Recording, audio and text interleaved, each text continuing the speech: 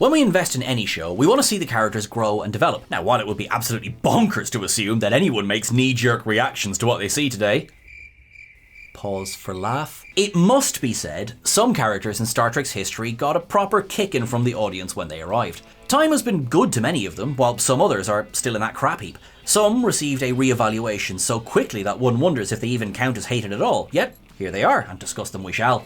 There's no such thing as universal acclaim in this or any galaxy, so there may be entries here that still leave folks scratching their heads. That's just fine. What's life without a little disagreement? I'm Sean Ferrick for TrekCulture, and here are 10 hated characters you grew to love. Number 10, Neelix. Let's get the worst bit out of the way up front. The relationship with Kes never worked. It was creepy as all hell, and Neelix's character growth was stymied from the jump because of it. Loath as we are to champion a breakup, separating Neelix and Kes was the best possible outcome. So with that said, we can evaluate Neelix on his own. Much credit must be given to Ethan Phillips for how beloved Neelix has become. The man imbued this Talaxian chef with a charm that seeped through in every performance. Was Neelix the most developed character in all of Star Trek? No. Was he the most popular?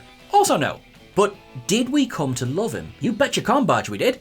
Seeing him return in holograms all the way down was a genuinely pleasant experience, animated or not. One hopes that should we seek out the Talaxians again in Star Trek's future, Neelix will be the man to show us the way. Number 9. Harry Mudd. When Roger C. Carmel appeared on the transporter pad in Mudd's Women, he was exactly what he appeared to be. Space pimp. Harry Mudd was a fairly rotten dude in his first outing, while his second didn't do very much to improve that image. Saying that, Carmel was one of only 2 guest stars asked to reprise their roles in the animated series, with the other being Mark Leonard as Sarek. This is a case of the actor being so damn likeable that it bleeds over into the character. Had Carmel not brought this cheeky stash and wit to Mudd, it's very unlikely that Harry would have popped up again in Star Trek Discovery, this time played by Rainn Wilson. Let's be clear, Harry Mudd's not a good man, yet he was never in the villainous leagues of Khan or Dukat. He was simply a con man, jobbing his way through the galaxy, with a little disregard for the safety and liberties of others. We technically shouldn't love him. Technically.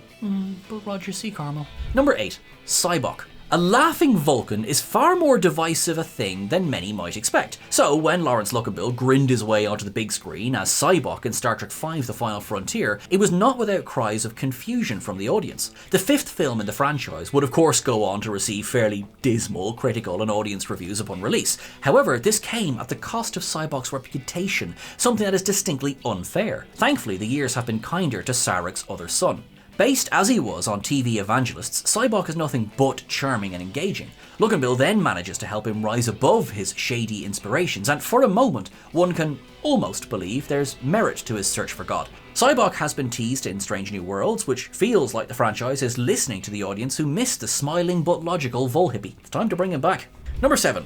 Palaski. Diana Muldaur arrived on the set of the Enterprise D in the shadow of 2 departures. The end of The Next Generation's first season had seen the exits of both Denise Crosby and Gates McFadden, reducing the numbers of main female characters down to 1. Though Muldaur bore no responsibility at all for McFadden's departure, Pulaski then took up the role of Chief Medical Officer to replace a hastily written out Crusher. From her first appearance, she was a very different sort of doctor, though one could also say she was a little too familiar. Pulaski was a clear attempt to bring back a McCoy-type doctor, though this dynamic simply didn't work this time. So for years, she languished as a character who was often written off as unlikable. As the years have passed, Pulaski has undergone a re-evaluation. She brought a little difference to the crew, bonded well with Worf, and held her own when it came to matters of ethics and conflict. Though she may not have slotted into the crew in the way Crusher did, she has become a true hero of her own right. She's only been referenced by name since her final appearance in Shades of Grey, but her legacy has thankfully become something a little kinder as the years have passed. Number 6. Nog.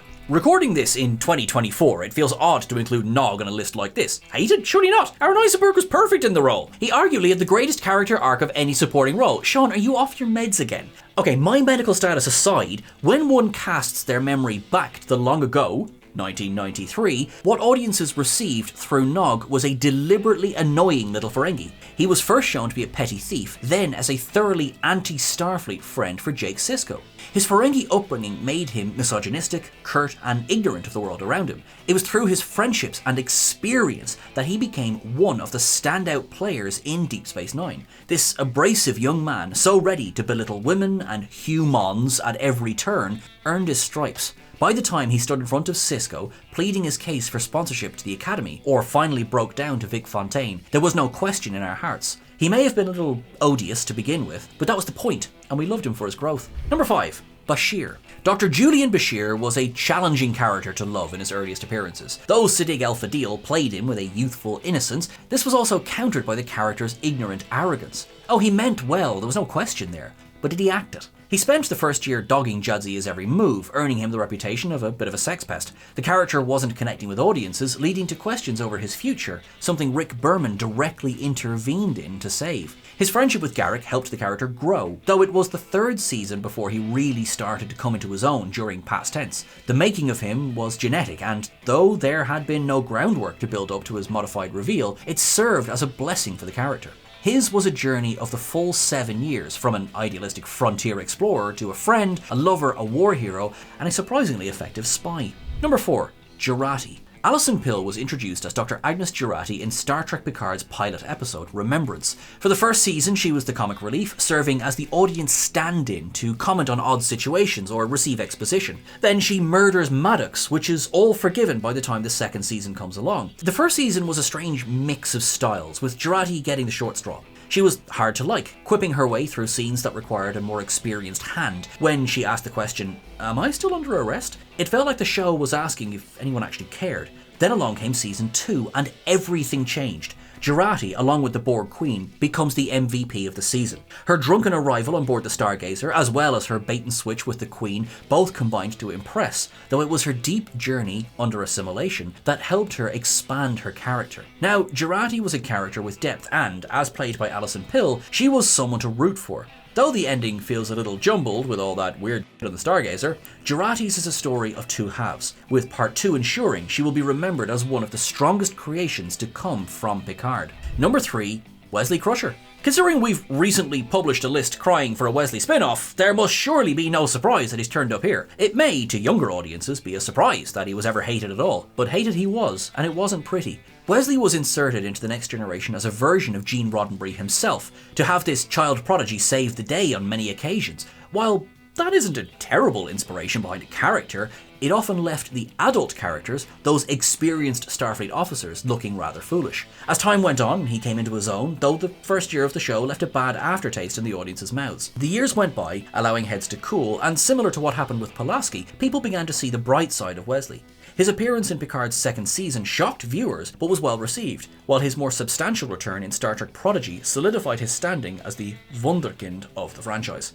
Number 2. Liam Shaw. The debate rages on over Captain Liam Shaw. His first appearance in Star Trek Picard's third season opener, The Next Generation, led to memes galore. However, from the jump, it was clear that he had every right to be annoyed. His ship was being hijacked. His animosity toward anything Borg related made him harder to sympathise with. As an audience, we are predisposed to feel a kinship for Picard and Seven of Nine, neither of whom Shaw seems to offer much respect towards. He's openly hostile to Picard, while refusing to call Seven anything but Annika Hansen. As the season progresses, Shaw's disgruntled behaviour is played for laughs, pushing him into a more lovable camp. There's more than a hint of Han Solo about him, even if he's a bit more orderly than his counterpart from a galaxy far, far away. It's the reveal that Shaw was using Seven's human name simply to push her buttons that hurts his case. He is a highly engaging character, one who is presented with a stick up his butt the size of a warp core, but one who comes round. He is undeniably loved by much of the audience now, thanks in no small part to Todd Stashwick's performance. Number 1.